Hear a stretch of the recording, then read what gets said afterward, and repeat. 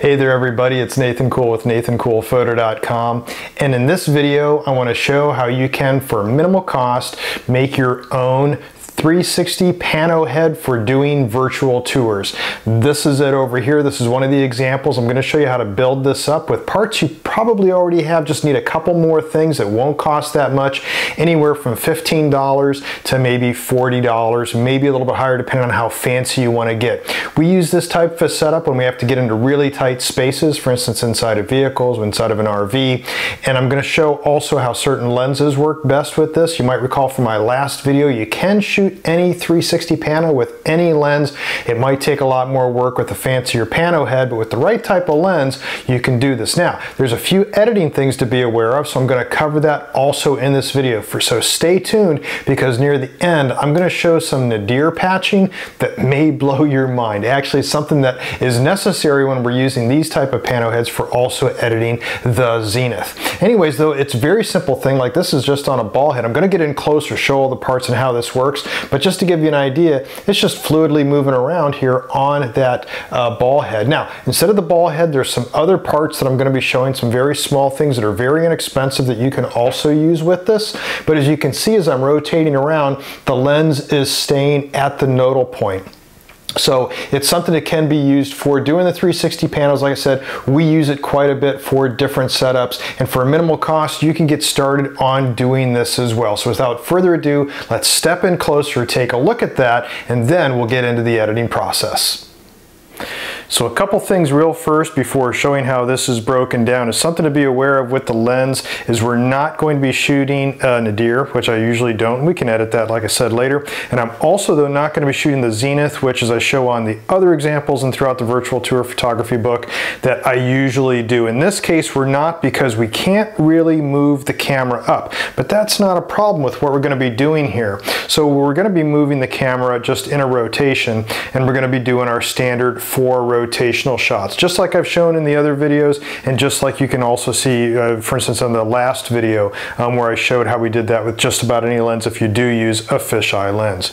So this, though, is a little bit different for the fisheye lens. This is using, instead of on the full frame, I recommend using the 12mm. This is a little bit different. This is using a Samyang 8mm. And what that allows you to do is then have what's known as a full frame fisheye. So even though this is a fisheye lens for a DX, for a crop sensor camera, that once you take off the lens hood, which we'll do here just real quick, once you do that, it turns into a full frame then fisheye lens. And so that's what it looks like without the lens hood. Now, what used to happen in the old days, people would take these type of DX fisheye lenses and they would take them to a bandsaw and cut that lens hood off. But nowadays, the Samyang doesn't have it. By the way, I've got links to all this gear, also to the lens, down in the description for this video. Also links to the other videos that I mentioned, and also to my virtual tour photography book if you'd like to check that out. So anyways, now that we've got that full frame fisheye on there, it's got more than 180-degree view in the height. So it'll definitely do a lot of overlapping and leave us with a very small nadir, very small zenith at the top. Okay, so now that we've got that on there, what I'd like to do is just put this back on so that I can safely take this camera off of this rig and then start breaking this rig apart piece by piece to show you how it's built. Once again, all the pieces for this are in the description for this video. So what I want to first do is take off the camera itself. It's attached to what's known as a nodal rail, and it's got, the camera has an L bracket on it. So the camera itself has this L bracket. You may have seen or used L brackets in the past, and that allows you to quickly go from, it has an Arca Swiss mount on the bottom, has an Arca Swiss mount here, so you can quickly go back and forth on the a typical tripod head. So in this case, what we're doing is, we're just like before on any type of pano head, we want to shoot vertical like this, so we're able to put the the L bracket into the nodal rail. So if you don't have an L bracket, this is a universal one, costs about $20. I've had really good luck with it. Once again, link to that in the description for the video. I wouldn't necessarily include this with the cost of just the Pano head because these things come in useful for other type of work also, so it is a reusable part. But anyways, let's just set the camera aside and let's take a closer look at then the nodal rail. So they come in different sizes. For instance, there's a size, happens to be 140 millimeter on the camera. This is a longer one that's 200 millimeters. You can see how much bigger that nodal rail is. So I'll just use this one so I can flip it around and show you. Basically, it's just a very simple rail with an Arca Swiss cutout in it. So it's got the dovetail, what they call, that groove. And it's got a set of numbers here where you can then try to figure out where your camera would go in that direction when you put the L bracket on, and then also in this direction so you can see when you mount it into your head where that would be. So that's all that it is. It's just this one piece of gear, and the 140 millimeter one, which is mounted here right now, that costs about $15. So that's all that it is. As long as you have an L bracket, this is all you need. Now they have also a bubble level in there, so that's good that once you get this on there, then you go ahead and level out your ball head or whatever you have this attached to. Now it's going to be very important that you do use a ball head or something similar. If you try to use a geared head, you're going to have other gear knobs and stuff sticking off to the side, and that's going to show up in the shot with using the nadir. So anyways, that's all that there is to this. Now what I want to do is show a closer look at some of the other pieces that are involved. So instead of using this ball head, you have a little bit more control over what you can do. So let's start off with just a bare tripod without any head on it. Got that typical 1/4-20 mount on there. And another thing you can do, and this is very helpful, especially to keep a very low profile, is something known as a rotator. These don't cost much.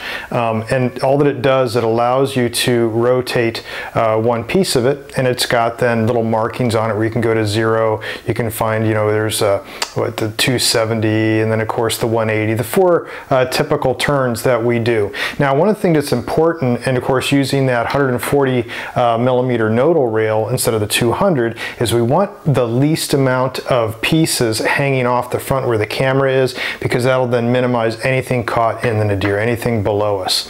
So anyways, this is a very simple piece. It just screws right on here to the head, and boom, there's your first piece. So if you want to get fancier, you want to get a lower profile instead of a ball head, this is the way to go. Now the problem with this is you might want to have a leveler or something else, because it won't be quite as level. Usually they have a bubble level so you can see what's going on. So we'll go ahead and put that, and you can see I'm going to start that right there at 0. And you just tighten that knob and boom, you're fine. So you got your rotator there. Now the problem is you need a clamp. Some rotators have a clamp, but what I've done is you can buy these cheap also, and I've once again links to all this in the description. And here's just your typical Arca Swiss clamp that you can put on. Now, a lot of times these will have a different size screw fitting than what you have here. So I've also got a link to these little fittings you can get in a hardware kit. And these hardware kits too, if you don't have a hardware kit for standard tripod mounts and light stand mounts, I really recommend having it. It's a small little kit you buy, and you can then DIY all kinds of stuff, especially when you're in the field and you have to come up with something very creative. Not necessarily for MLS shoots, but when you're doing the higher price stuff, and especially going through like this. Think about this. I'm building up this gear here. I'm building up a Pano head that's going to cost less than $40 with all these pieces here, and I'm going to be going in for a high-priced job shooting cars and RVs. So anyways, it's worth it to spend that. So anyways, you just put that on there, and of course that just spins on there. Boom. You've got now your Pano head. So now we just have to attach the nodal rail. So to do that, just so we can see what's going on here, I'm just going to rotate everything around on that head. And then in that clamp, all I have to do now is then put in my nodal rail, and that's it. So I just put the nodal rail in there. Boom, and I know it's right about here for my numbers. You notice it's a little farther back because once again, the camera is going to have to be over, the lens has to be over that nodal point. And you have to calibrate it just like you would any other Pano head. The problem with calibration is trying to get it this way. So to try to get it straight through here, sometimes you have to look at the lens, you walk around to this side, make sure that it's centered. There are some numbers that are on the nodal rail that show you that, and then of course there's the numbers on the side which will match usually anything below it. So anyways, then once you have it there, then it's just a matter of grabbing the camera. It's got the L bracket on it, and then you just pop that camera with the L bracket on there, and boom, you have yourself your inexpensive Pano head. And then just like on the ball head where I could turn it here on this little rotator. The nice thing here is that the rotator tends to be more visible as you're working with it compared to a ball head, which they're all different. Some of them have a little window that's open down here to see what the degrees are, and some of them excuse me, are really hard to see. So a little rotator like this doesn't cost much money, very low profile. It may be the way to go, maybe something to consider. I like to use this instead of the ball head, but once again, leveling does require you to use legs. You could put a leveler underneath of it though if you wanted to as another option. So next, let's take a look at some of the footage taken with this setup compared to some of the other recent tutorials and some of then the nadir patching and zenith patching that we can do that will make this into a professional Pano. So I'm going to use Adobe Bridge to navigate through these TIFF files. They were raw files, and as you've seen me do in other videos, for certain cases I will change those to TIFFs. This really helped in this case because I was able to take advantage of then Nikon's active D-lighting, which is something proprietary that would never show up in Adobe Camera Raw, so Lightroom wouldn't help as much with getting up some of the shadows and taking down a few of the highlights. Very small thing, doesn't really matter so much for this conversation. Let's take a look at what we did though. Zoom in a little closer here with Adobe Bridge. We can see that this now, since it was an 8mm Samyang, meant for crop sensor cameras, but is an 8mm, on a full frame camera with that lens hood removed, you can see we've got a lot more showing up at the top and bottom. The black area here, don't worry about that. It's going to go away in PT GUI. But now we've got so much here on the zenith and so much on the nadir that we don't have to worry so much about getting those shots. They'll be easy enough to patch. Even this that's all showing up down here. So anyways, just like we would with any other 360 Pano with the DSLR, we've got 4 shots, one at 0 degrees, 90 degrees, 180 degrees, 270 degrees, and that's it. So we take, just like we normally would on any other Pano, we're going to drag these into the PT GUI. So I select all 4 of those, drag those over here, and then, like typical before step 2, align images. That's all there is to it. It's the standard PT GUI workflow so far. Now, something that happens with not using a very high-end Pano head like this is sometimes getting the verticals and alignment just right. You can always try in PT GUI's panorama editor to straighten it. It's not going to do much in this case. So there's another trick too that we can do that'll make this less noticeable. You see how it's tilting here, and that might not just look so good. So what we'll do here is we'll recenter the Pano. Take this little guy here, looks like a little scope. Select that, and we'll say we'll center here on this room. Now things are still kind of wonky, but you can go back up here to straighten it. That's it.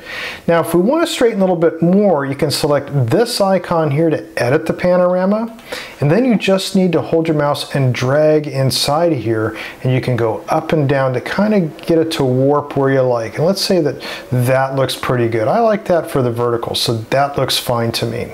Okay, now the next step here is once again to create panorama, but this won't be the end of it. We'll do this just like we do before, which is saving it as a TIFF, and we'll just create the panorama, which is great.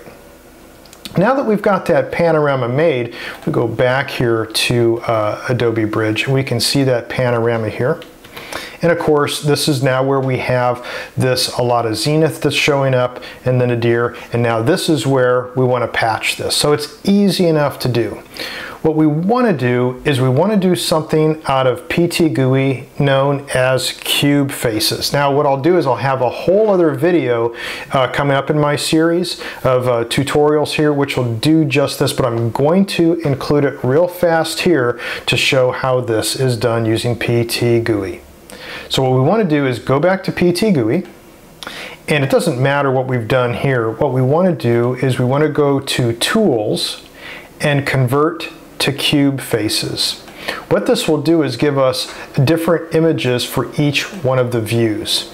Now, you have to select a pano, so you already have had to make a pano, and here's the pano that we made there. So we open that up, it's supposed to show it, for some reason it's not, but then we just convert it. Now you can say where you want those to be saved, and in this case I'm going to put them in another directory. I'll make a directory here and we'll call that cubes so we know where that is. So this will be where cubes will be stored. So then all that we have to do is say convert, and then very quickly it makes some images. Let's go over here. We can close this now. Let's go back over to Bridge, and we can see that now there's a subdirectory called cubes. If we go in there, there's 6 images. We have an image that's called back, bottom, front, left, right, and top. So you can see here, this is the zenith, this is our nadir, and this now makes it easier to edit these pictures and then put it back into a pano. So you know that if it's a warpy looking panorama, that's very, very difficult to do. So if you were to take a look at the original pano, that's really hard to try to figure out, okay, how is this supposed to be patched? Eventually it's going to wrap on itself to make something. So turn it into cube faces first makes this easy. So let's take first our top one. Let's take that guy. You just double click, by the way, in Bridge. It should open up in Photoshop. If not, when you're in Bridge, you can also then right click on there and then open with, and then camera. You can do Adobe Photoshop. Anyways, in Adobe Photoshop here, let's just zoom in here. We want to fix this area. We'll do it with a content aware fill. Let's just draw a polygon around there and go edit. We want to go to fill. You can do a content aware fill, which has a whole lot of options. I like to just use fill and then select content aware from there and then say OK. And that usually does a pretty good job. Now that filled in, so now our zenith is completely fixed. Now that's something to be aware of when you're setting up to shoot your 360 panos using this technique, is to try to get under and above blank spaces. It'll make the editing easier. Now you notice we have a little stitching error here on the top of the roof here. So another thing we can fix real quick, I'll just draw a polygon to where that needs to be fixed, and then I'll take the clone tool and I'll just take some of this ceiling and then just boom, put that in there. Boom. Okay, so that kind of fixed it. It's a very small thing. Anyways, we just save that. Now when we go back to Bridge, we'll see that's all been fixed. Same thing we can do here. This will get trickier. Let's open that up in Photoshop. And it's a lot harder to fix something like this because there's so much of it, and especially on this hardwood floor. But for instance, just real quick, I could do some cloning. So let's just clone some stuff in that kind of matches where this would be on this hardware floor pattern. Maybe we'll take this, try to line this up, do some of that. So anyways, you can see the technique here. I'm able to edit this a lot simpler than if I had tried to edit the pano itself. Editing a 360 pano that's been stretched is very, very, very difficult. That's not an easy thing to do. I'm going to actually try to fix this by using this section here. So doing it this way, you have a lot more control. You also know you're not going to get any weird warping errors. So that's really good. Now, I've got a couple things going on here with these strange shadows. Some of them are coming off this chair that was here. Some was off the tripod. I could spend a lot of time on trying to fix some of that, maybe with some patch tooling, maybe do that. And of course, this is all just standard editing stuff. Whatever you want to do to edit, that's entirely up to you to figure that out. But you can see now we've got something that at least has that out of there. You can, you're not going to see your tripod, and you can fancy this up all that you want to. So we'll just save that, and once again now we go back to Bridge and we can see that the tripod was removed. And once again, clean it up to whatever you'd like. So now we have these 6 images. We should go back to PT GUI and put it back together. So once again though, this is another reason too why I work in TIFFs. These were exported as TIFFs, the pano was. I'm able to then bring the cube faces out as TIFFs and put them back in. Go back to PT GUI and just go to File, New Project, and you don't want to save this. Don't worry about it. You already have that pano. And now you want to load images. We can drag those cube faces over from Bridge. So we'll just drag those over. And if you notice that there's no step 2. So typically we would have to say align images, but PT GUI knows these are cubes. I don't need to do that. So you just go to create panorama. And now we've got this in our cubes directory, and let's just create that panorama. Boom. Okay, now let's go back to Bridge and take a look at it. So now this is the Pano, and you can see it's looking a lot better. So we don't have our you know, tripod down here in the nadir. We don't have weird stuff going up here on the Zenith. So that's all great. Now the editing process is just like I would for any other Pano. I won't get into that. If you want to see how I would edit this for the final product, take a look at the last video. But just real quick, I'll show you as it was loaded into Pano. This is then what it looked like. And I've got a link to this finished one, by the way, in the description for the video, along with all the parts. You can see pretty good looking Pano. Since we're using a DSLR, it's nice and sharp, nice and clear. So that's all looking really good. I set the actually the point for this to start over here on this side of it. Let's take a look here at our Zenith shot up here, and we can see that that looks pretty good. Really don't see a Zenith. Looking down here at the nadir, yeah, a little bit of those shadows still showing up. Not bad, a little splotchy looking, and you can get as fancy with that as you want. Once again, I show, like in the book and other tutorials, you can just put a logo down there at the bottom. Sometimes that's just easier. A lot of people will do that. But using this technique, the Zenith is always so small that it's a super easy thing to patch. Well, I hope this video was useful for you and that you can use some of this in your photography as well.